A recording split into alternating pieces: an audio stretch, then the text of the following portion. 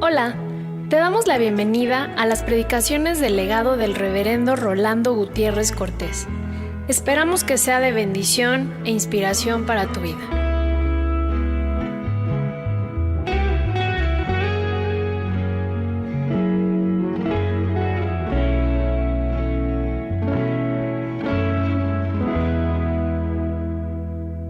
Abramos la palabra del Señor en el primer libro de Samuel, en el capítulo 16, versos 6 al 13.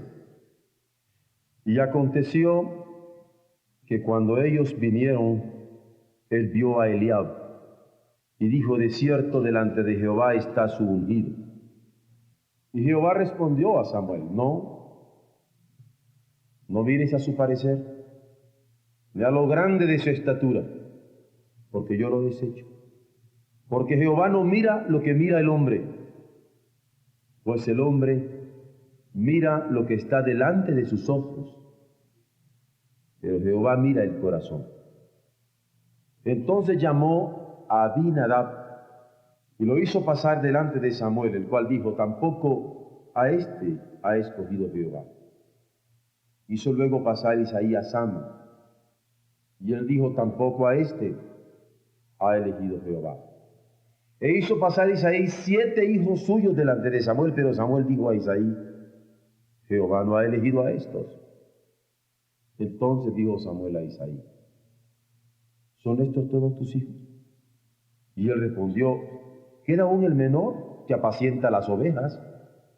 Y dijo Samuel a Isaí: envía por él, porque no nos sentaremos a la mesa hasta que él venga aquí. Envió pues por él y le hizo entrar.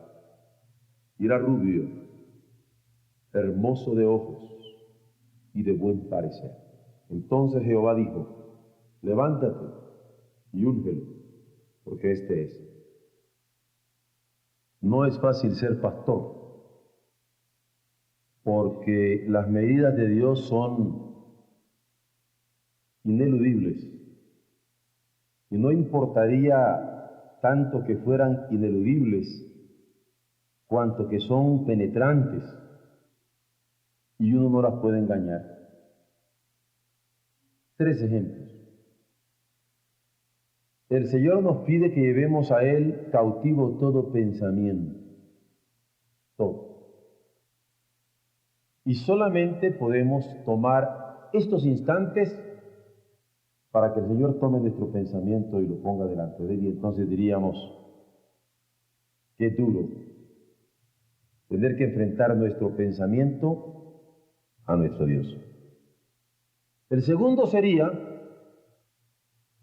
que la Escritura nos dice: haya en vosotros el mismo sentir que hubo en Cristo Jesús. Y cuando el Señor penetra a lo íntimo de nuestro corazón, y en estos momentos podríamos abrir nosotros la situación en que nos encontramos, podríamos decir que en nuestros corazones hay el mismo sentir que hubo también en Cristo Jesús. Por eso le digo que no es fácil, es duro ser pastor cuando uno tiene que estar atento a lo que piensa, atento a lo que siente y atento a lo que decide. Porque todo lo que hago, de palabra o de hecho, debo hacerlo como al Señor y no a los hombres. En el caso que ahora nos ocupa, nuestro amado Samuel tuvo que enfrentarse a la medida de Dios. Cuando le dijo: el hombre mira lo que está delante de sus ojos, pero Jehová mira el corazón. En esta mañana, el inicio de nuestra consideración para la palabra del Señor es un compartir íntimo que quiero hacerles a ustedes de una conversación del hogar. La doctora Swenson, que nos acompañó el domingo pasado en nuestro culto, estaba platicándonos experiencias que traía del Brasil, de iglesias que estaban buscando pastor porque ya el pastor anterior había pasado a la presencia del Señor. Y como la iglesia de Brasil ha crecido tanto, y esta era una iglesia muy importante, comenzaron todos a decir y a opinar qué tipo de pastor querían para su iglesia. Y cuando uno no ha tenido esa experiencia, puede pensar, bueno, pues no hay mayor problema, conocemos a tantos. Pero es interesante ver todo lo que la gente opina cuando está buscando un pastor. Unos lo quieren güero, otros lo quieren prieto, otros lo quieren joven, otros lo quieren viejo, otros lo quieren que sepa cantar, otros no les importa que cante pero que predique, otros, en fin, tantas. Gracias a Dios ustedes no me cogieron a mí, sino que Dios los puso conmigo. Pero es una dicha el compartir también este tipo de ministerio. Claro que ustedes me han dado su respaldo y su cariño. Lo que quería yo destacar es lo que un viejito se levantó a decir en medio de la congregación, porque habían hablado todos los importantes. El viejito dice, yo lo que quiero de mi pastor es que cuando ore toque el cielo. Nada. Y se sentó. Y me ha dejado pensando la expresión de este anciano que a mí me ha pasado a través de una conversación familiar. Yo lo que quiero de mi pastor es que cuando ore toque el cielo, especialmente al tener que meditar en la palabra de Dios. El hombre mira lo que está delante de sus ojos, pero Jehová mira el corazón. Quien quiera ser siervo del Señor debe tener la capacidad de contestar con entrega plena desde lo íntimo de su corazón. Sin reservas desde lo íntimo de su corazón esa demanda divina. Hijo mío, dame tu corazón.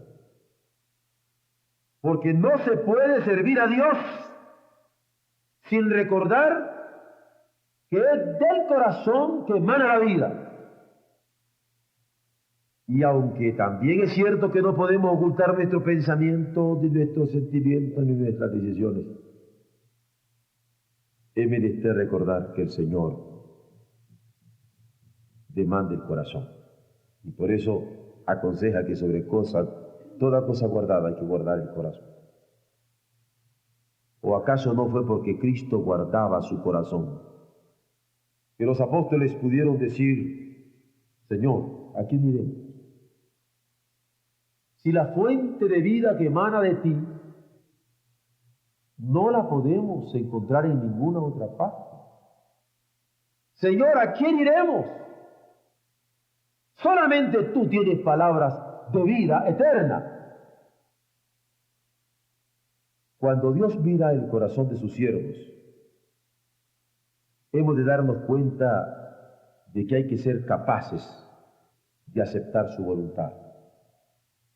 Lo que Dios miró para elegir a David como su siervo fue manifiesto cuando, ya siendo rey, compartió con el profeta Natán su inquietud de habitar en casa de cedro y el arca del pacto de Jehová debajo de cortina. ¿Cómo es posible?, pensó David. Yo me imagino que veía las puertas de su casa, los artesonados de su casa, y se daba cuenta de que era una casa olorosa, porque el cedro huele, agradable, y la conciencia de que el Señor con sus leyes habitaba entre cortinas, lo pone inquieto. ¿Cómo es posible que yo habite en esta casa y el Señor detrás de cortinas? Y Natán, el profeta, reconoció que el rey estaba incómodo, que estaba inquieto, y conocía que su corazón era sano, y por eso le dice, bueno, pues si Dios te lo ha puesto en el corazón, ándale, David, constrúyele una casa al Señor. Y se junta la inquietud de David por construirle casa y la confiabilidad que él tenía aquel profeta, como para decirle, construye casa. Si Dios te le puso en el corazón, adelante. Pero es interesante que Dios tiene otros planes. Y David habría de cumplir otros planes. Y así como no había querido que los jueces que lo habían antecedido en Israel le edificasen casa de cedro, tampoco quería Dios que le fuera edificada una casa de cedro ahora. Su voluntad era que cumpliera el ministerio específico de ser pastor de su pueblo, y se lo recuerda. Mira, cuando yo te llamé de detrás de la manada, pero para que vinieras a pastorear a mi pueblo, no para que me vinieras a acercar. Y así le manda el profeta a recordárselo. Y yo me imagino la equivocada que se dio, perdonen la expresión equivocada, la equivocación a la que se enfrentó mi amado Natán. ¿Cómo no pudo discernir la voluntad de Dios para David? Y recibe de parte de Dios el mensaje para que lo diera, y lo tiene que dar, y así lo hace. Y a la letra tiene que decirle, yo te tomé del redil de detrás de las ovejas para que fuese príncipe sobre mi pueblo Israel, y he estado contigo en todo cuanto has andado, y te he cortado a todos tus enemigos de delante de ti, y te agregué grande nombre, como el nombre de los grandes en la tierra. Y hago saber además que Jehová te edificará casa, y cuando tus días sean cumplidos, para irte con tus padres, levantaré descendencia después de ti a uno de entre tus hijos, y afirmaré su reino. Él me edificará casa, y yo confirmaré su trono eternamente. A mí me llaman la atención dos cosas aquí. La primera, que David, ni tardo ni perezoso, le dice, Señor, pues bendice a mi hijo y afírmalo. Corazón de padre. Sin embargo, la otra cosa que me llama la atención y que por el momento es lo que nos interesa, es que David escuchó a Natán, el profeta, en aquella palabra que le daba de parte de Dios, y no solamente lo escuchó, sino aceptó en su corazón la voluntad que el Señor le había revelado. Indudablemente, la consideración de David y el anhelo de su corazón eran buenos. Cuando él dice, ¿cómo voy a habitar yo aquí en casa de cedro y las tablas de mi Señor entre cortinas? Era una inquietud sana y buena. Sin embargo, vean ustedes, no basta que nuestros pensamientos y planes sean buenos para que coincidan con los planes de Dios. Hay que estar atentos para cumplir su voluntad a cabalidad. Pablo tuvo esta misma experiencia cuando le fue prohibido por el Espíritu Santo hablar la palabra en Asia. Y más adelante intentó ir a Bitinia, y el mismo Espíritu Santo no se lo permitió. ¿Acaso era malo lo que quería Pablo? ¿Acaso no era lo que Dios le había pedido, que predicara el Evangelio? Sin embargo, cuando él estaba en Troas, Dios le da una visión de un varón macedonio que le rogaba diciendo, pasa Macedonia y ayúdanos. Y cuando vio la visión, enseguida, comenta la Escritura, procuramos partir para Macedonia, dando por cierto que Dios nos llamaba para que les anunciásemos el Evangelio.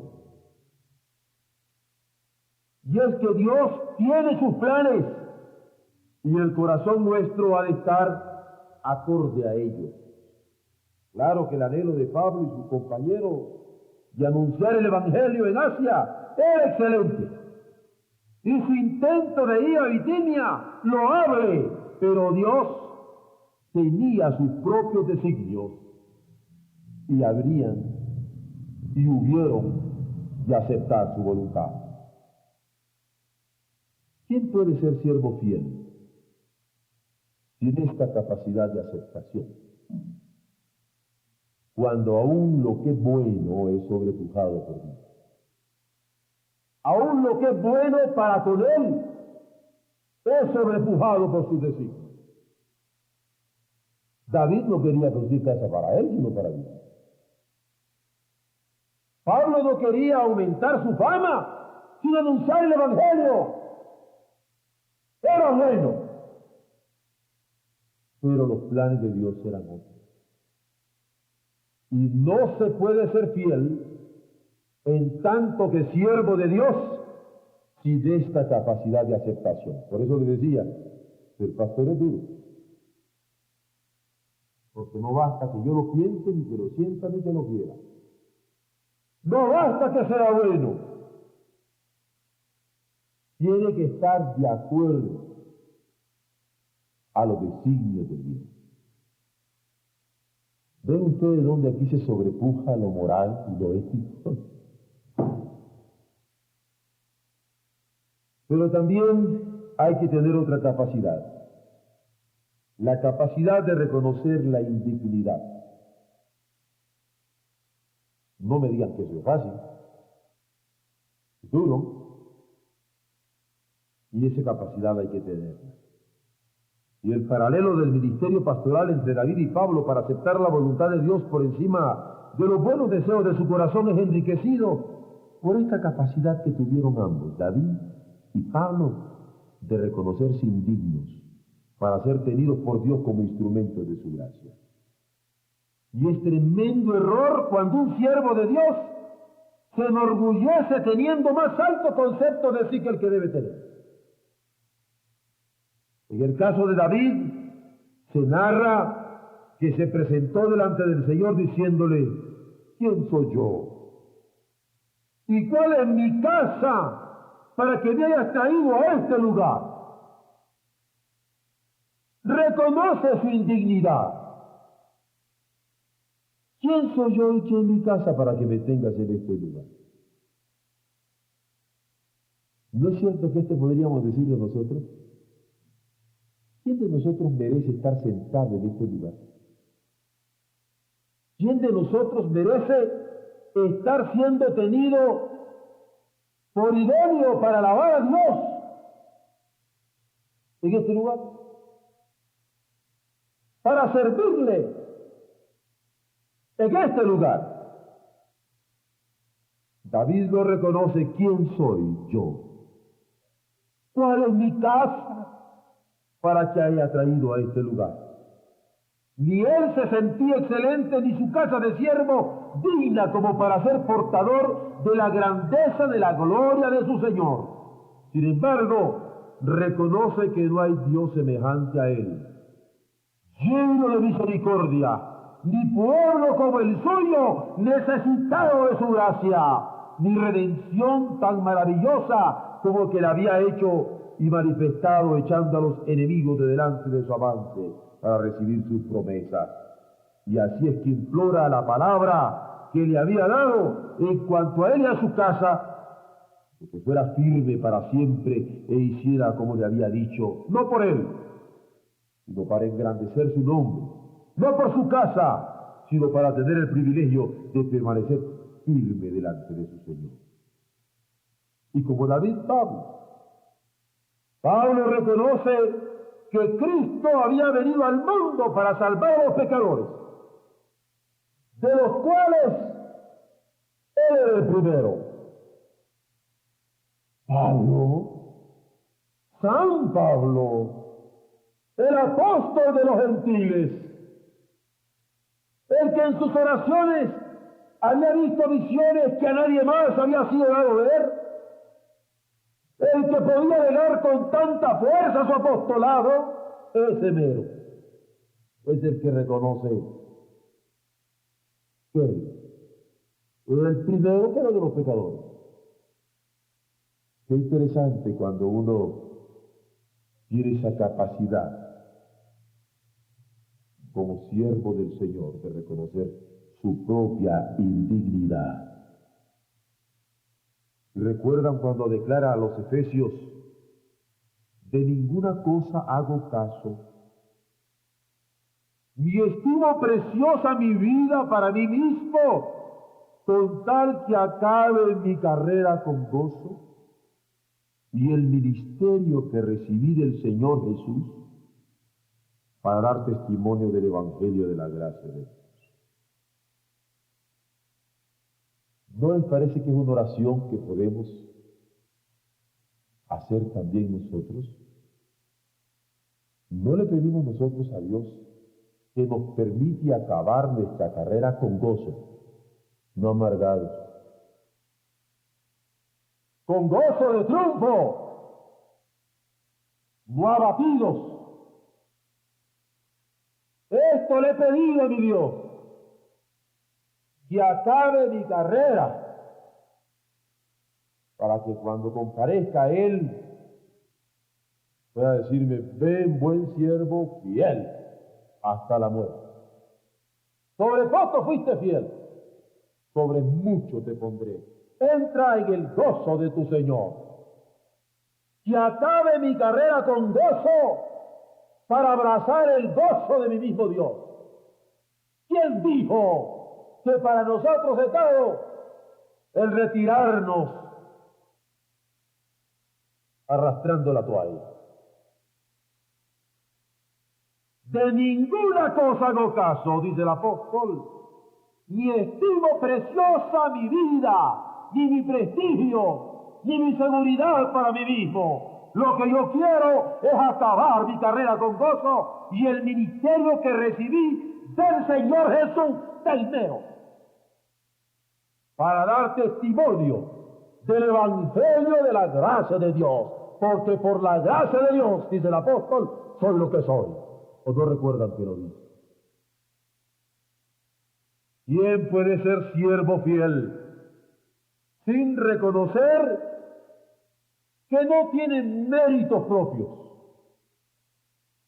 Que no tiene méritos propios, pero ofrenda su vida para que se glorifique en ella la gracia de Dios. Por algo que yo le di gracias al Señor en esta semana pasada, hace 2 semanas. Fue cuando entre los himnos que quería poner el coro de varones era: no tengo mérito. Porque probablemente nunca ha estado el coro jubileo con nosotros que yo no le diga: me van a cantar, no tengo mérito. Se sale fuera del programa, que se salga. Esta es la historia, tuya en la gloria. Cristo por gracia me salvó. Y eso hay que recordarlo. No tengo mérito. No se puede ser siervos como hombres, como familias, como ministerios de iglesia, sin reconocer nuestra propia indignidad, para que Dios sea quien tenga la gloria. Porque esta es la historia, suya es la gloria. Cristo por gracia me tiene entre los suyos. ¿Cómo toma sentido esta palabra? El hombre mira lo que está delante de sus ojos, pero Jehová mira el corazón. Él mira lo que yo tengo en mi pensar, en mi sentir, en lo más íntimo de mí mismo. Con cuánta razón, cuando David se presentaba al Señor para oír en secreto a Dios, como decía ahí,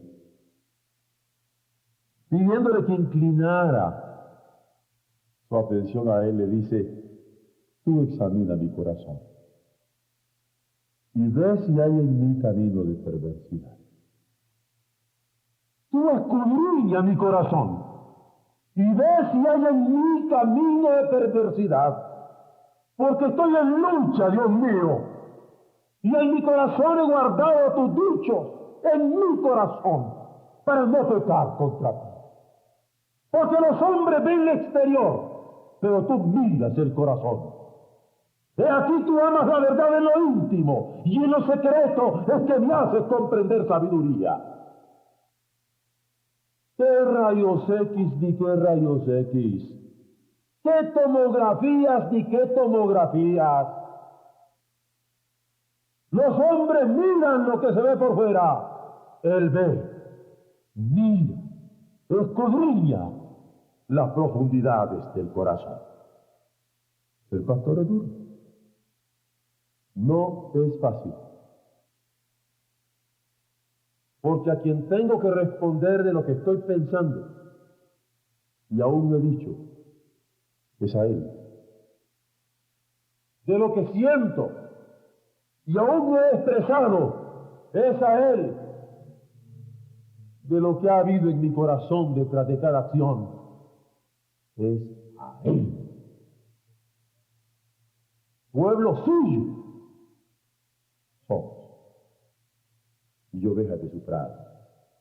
Dios mira el corazón de sus siervos, capaces de aceptar su voluntad, capaces de reconocer su indignidad, pero capaces de escuchar en secreto sus designios.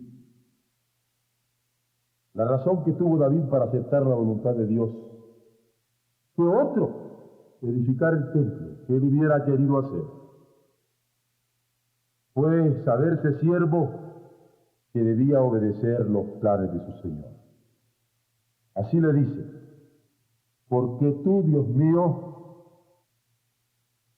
revelaste al oído de tu siervo. Por eso ha hallado tu siervo motivo para orar delante de ti. Ahora pues, Jehová, tú eres el Dios que has hablado de tu siervo este bien. Le llama bien el que no lo dejara hacer la casa. Y ahora has querido bendecir la casa de tu siervo para que permanezca perpetuamente delante de ti. Porque mira las proyecciones de su reino. Porque tú, Jehová, le has bendecido y será bendito para siempre.